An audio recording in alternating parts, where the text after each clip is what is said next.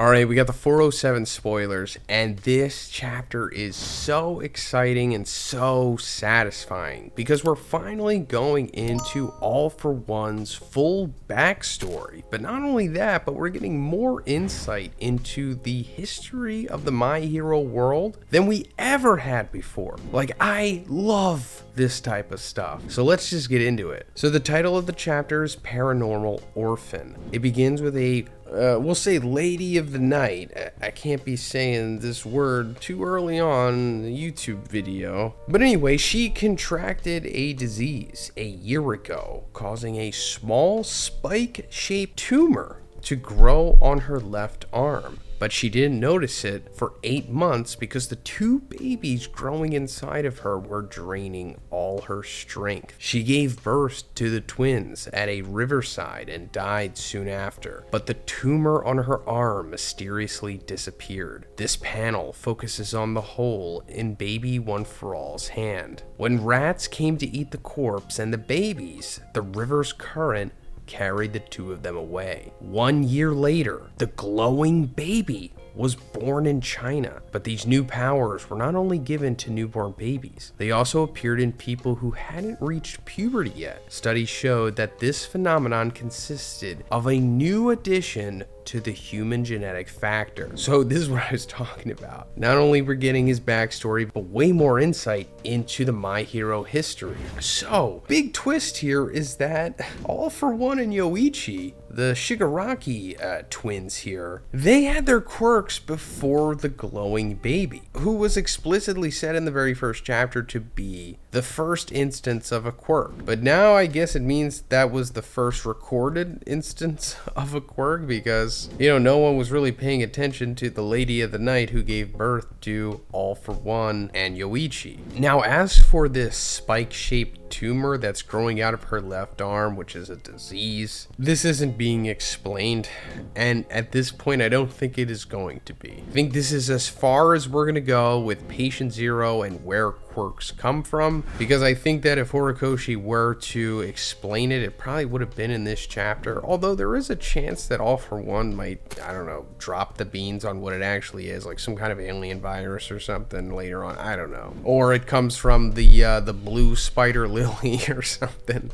or the red spider lily. But at first I thought that this spike-shaped tumor maybe had something to do with what Eri has, you know, because she has like the spiky horn thing coming out of her head and it has to do with her implied time magic. But I'm thinking that it's not that. I'm thinking that it's just a spike quirk or something, as we'll find out later on. But first, let's talk about the sponsor of this video, Skillshare. Skillshare has classes on a wide variety of topics, including illustration, graphic design, photography, creative writing, animation, fine art, music, film and video, crafts, social media, and more. Whether you want to learn the basics of watercolor painting or learn how to start your own creative business, Skillshare has classes to take you from beginner to pro alongside a supportive community. So for me personally, as a content creator, I run into all kind of things like writer's block, lack of creativity, lack of motivation, lack of productivity, etc. And Skillshare has been able to help me with that so much. Especially this class that I recently took, How to Use AI to Organize Your Life, ChatGPT, Notion AI, and Bedine's Chat by Sina Port. This class really helped me discover how to organize my life and work by simply just using AI. Sina showed me techniques for automating repetitive tasks and ways of leveraging AI to minimize procrastination and maximize efficiency, because that's like one of the biggest problems that I deal with, to be honest. Like, it really helped me regain control over my schedule and also helped me make the most of using these AI tools. I also took the class Airtable for Artists, Organize Your Business and Increase Your Productivity by Shannon McNabb. So also, being a content creator,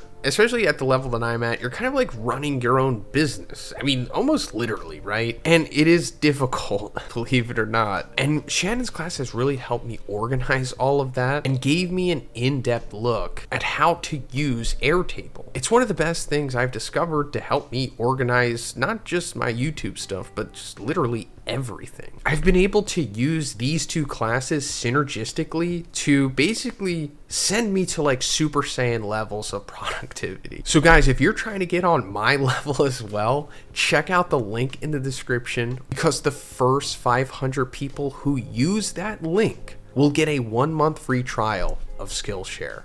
Thanks, guys. But also, it's saying that when the rats came to eat the corpse and the babies, that's amazing because it finally ties back into what Overhaul was talking about so many years ago when he said that someone theorized that quirks came from rats or something. I'm paraphrasing, but he pretty much said that. And we were wondering for the longest time what that meant, and it's this. I guess rats ate All for One's and Yoichi's mother's corpse, and then it just spread around as its own disease and started giving people quirks.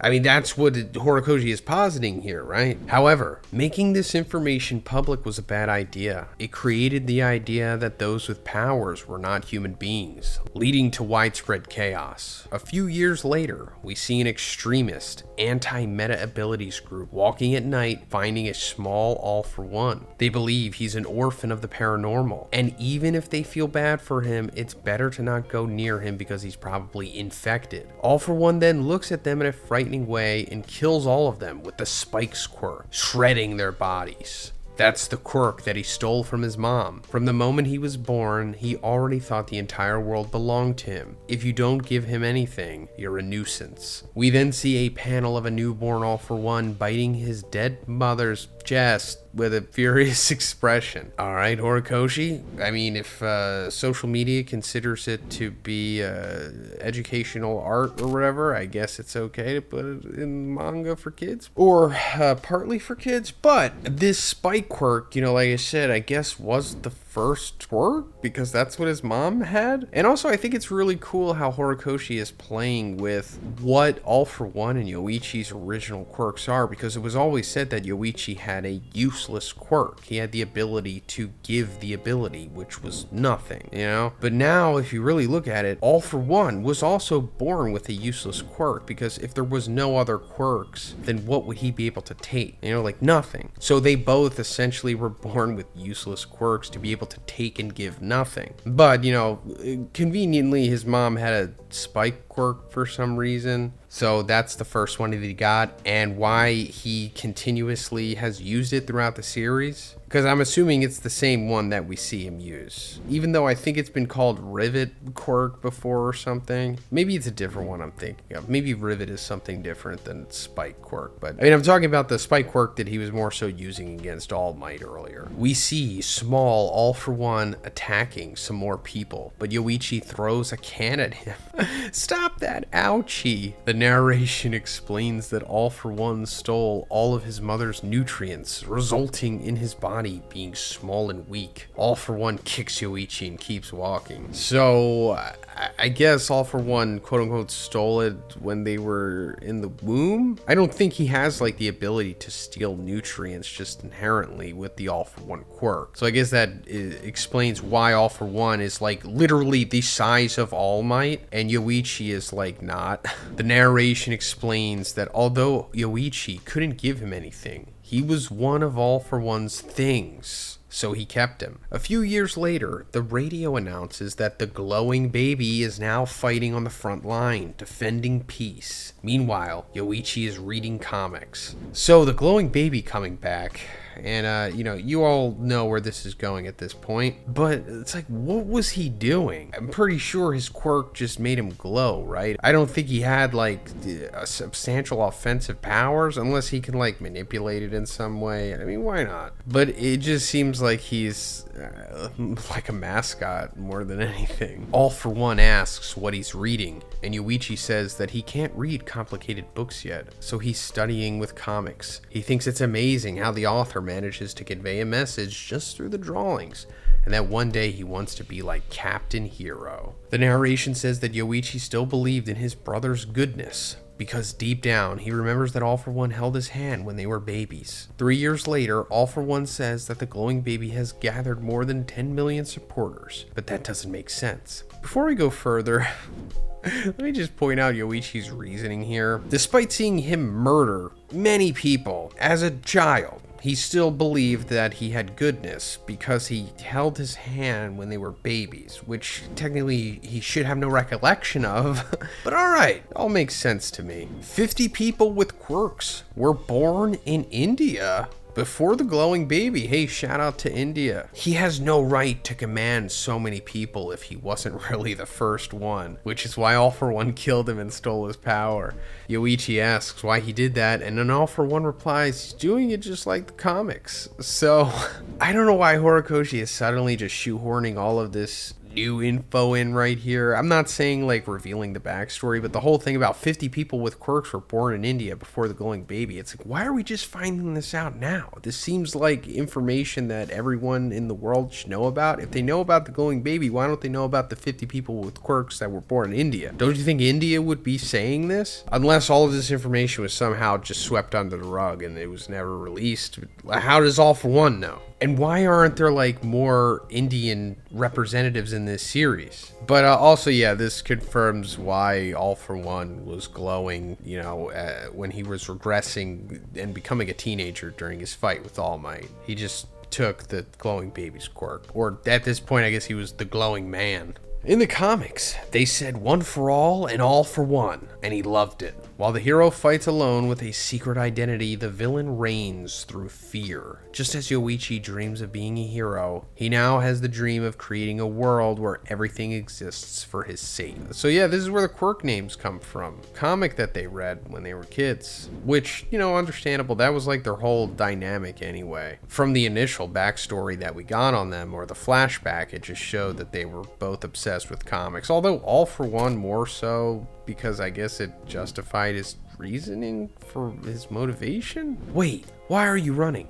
I just gave you power. The next panel shows Kudo pulling him by the hand. Who are you? Get away from him. He's mine. If you're not mine, then you don't. The last panel shows Yoichi's hand cut off and surrounded by blood.